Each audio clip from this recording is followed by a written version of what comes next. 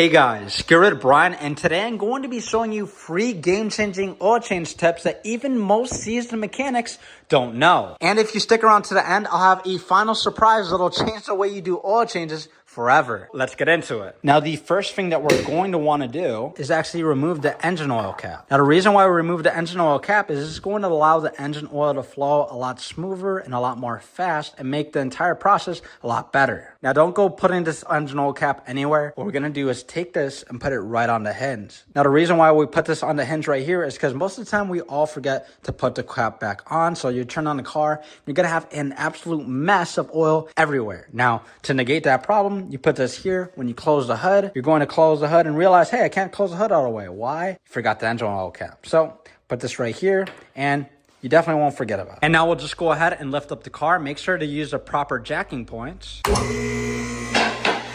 This is the Sop Dog. This is Boomer. Hi, Boomer. Boomer's scared of the left. And now we'll just remove this splash plate so I can go ahead and show you the next tip. Like this. And now with all those bolts out, we'll just go ahead and slide this splash plate out, as you can see. Now, for most of you guys, all the newer cars, you're pretty much going to have to remove one of these splash plates so you can gain access to the drain plug and oil filter. Typically, when you get a drain plug, you always want to use something really nice and handy. This is an extended reach ratchet, and it gives you a lot of leverage, even at an awkward angle. Now, if you don't have something like this and the bolt's just really tight, you can go ahead and just get your regular ratchet. And now you can do this old school trick that everybody typically does, and they'll take their palm like this and then they'll hit it like that, and then you'll break it loose. Now, that's not the coolest tip. And sometimes if, let's say, you're not doing a drain plug and it's just really stuck and you can't get a bolt in general loose, what I like to do is get your ratchet, get a deep socket and extension, make sure your face is not in the way, and now you can go ahead and break it loose, and now you have an adjustable breaker bar essentially. Now, once you break that loose, there's two methods you can go about draining the oil. So typically what everyone does is they'll go ahead and loosen it as much as they can, and then they'll quickly just take out their hand before the oil touches them. But on some cars, it can be a little tricky. So just get yourself a magnet and now just turn the bolt like this. There you go. And boom, there you go. Now, when you tighten your oil drain plug, do not over torque this. All you need to do is get your standard size ratchet. You're gonna put it right here, and you're literally not going to put much pressure at all to tighten it. As you can see, that's as tight as we need to go. You don't need to crank down with a big breaker bar. Just take your standard size ratchet and then tighten it lightly like this.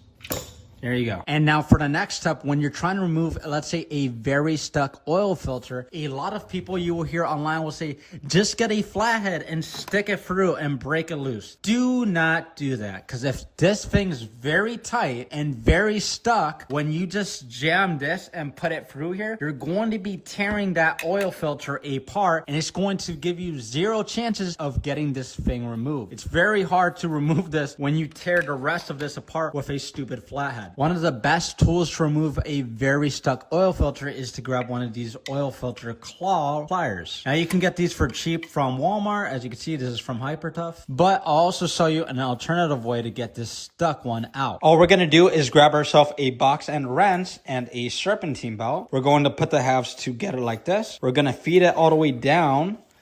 And now we're going to put the oil filter in here. Now just pull a little bit on the belt like this. And now turn it in the direction you want to loosen it in. And there you go. Look at that. Boom. Got that thing loose. Cool. Literally that easy. There you go. Now, before you go ahead and install your new filter, make sure this black oil gasket from the old filter did not stay on here. Because if you just go ahead and put your new filter onto here, you're going to have a massive oil leak. And now, before you officially install this oil filter, take a little bit of oil and put oil along this ring right here to well lubricate it. Clean this surrounding area off. And now go ahead and install your oil filter. Do not crank down really hard on this oil filter. You do not use or need a tool to really tighten this up. Do it all by hand. Your hand's going to be your torque wrench. So tighten it as much as you can with your hand. If you want, clean this up and use your bare hand. And there you go. That's as tight as we need it. We do not need to over torque and tighten this thing. Just as tight as you can tighten it with your bare hand. Let's go ahead and fill her up. With our splash pan back on, we can go ahead and lower the car. And there we go. Got to do the little cross when you're waiting for the car to lower. Guys, let's take a little moment to just appreciate how nice this freaking garage is. This thing's insane. Sheesh. All right, so now we can go ahead and open this back up and go ahead and fill her up. Now, if you for some reason do not have a funnel, what you can do sometimes, especially let's say if you're at a gas station, take your dipstick, put the dipstick into the center right here, and now just take your oil and very slowly pour it. Be careful not to spill it everywhere, but look at that. Now, this is more ideal with a quart, not with a 4-quart jug. Just letting you know. It'd be a lot smarter to just get a piece of paper, wrap it into a funnel, and then use that as a funnel. It's a lot more ideal. Anyway, let's just fill her up. All right, now let's go ahead and check our oil. We'll clean it off and put it back in. And we're just about at the mark. It's kind of hard to see on camera. There's 2 marks and it needs to be at this higher mark right here. Now that you topped off your oil, clean her up a bit. We are not done yet. We have one more thing to do. What we're going to do is hop inside the car. Let's turn on the car for about 10 seconds.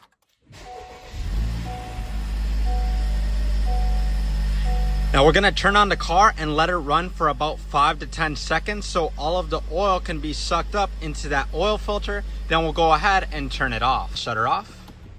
Here we go. Now that we let it run for 10 seconds and turned it off, we're actually going to check the oil dipstick. Why we're going to check it is if you notice, it's going to be a little tiny bit lower than the full. Now the reason this happens is, again, the oil filter kind of sucks up a little bit of oil. So once you let the car run for about 10 seconds, it'll take that oil. And now we can go ahead and top her off with the rest of the oil. Top her off some more.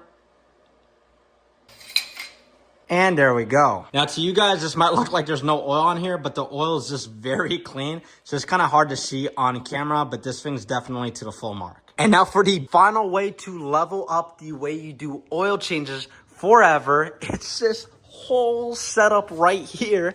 And this whole setup that you see right here is Redline Garage. Now my buddy did something insanely inspiring, which is take this entire shop area and make it into a car guy mechanic hub area where you can take your precious car out of the elements. So no more working on the cold parking lot or cold driveway in the -degree weather. You can finally just bring your car into here and effortlessly work on your car. Now this almost brings tears to my eyes because when I first started working on cars, it's been insanely rough because I had to work in a parking lot. I had to work in a driveway, in the cold, in the -degree weather, in the snow, in the rain, whatever it was, you name it. I was there. I never had something this amazing. Someplace warm with a freaking lift. A place with all the tools that you can literally need. And a freaking workbench, work cart, and even a place to YouTube all the Chris Fix videos or Gearhead Brian videos. And even some free Red Bull. Freaking insane. If young Brian saw this when I first started out, I'd honestly be tearing up. Which makes me really happy to just introduce my buddy,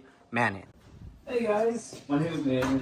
I'm the one being on Redline, and today I am really excited not only just to have Brian here so he could show you guys some tips on oil change, but so I can explain a little bit about what Redline is and how I came up with it. Which, I mean, it's pretty simple. It's an idea that I've had for a while now, and it's only been up and running for like 7 months. The whole concept was basically derived from just me not having the right space or the right tools to work on my own car. So I wondered if, maybe if there was a space that had a lift and some tools like the ones that we have here. I wondered if something like that existed, and I couldn't really find a place like that.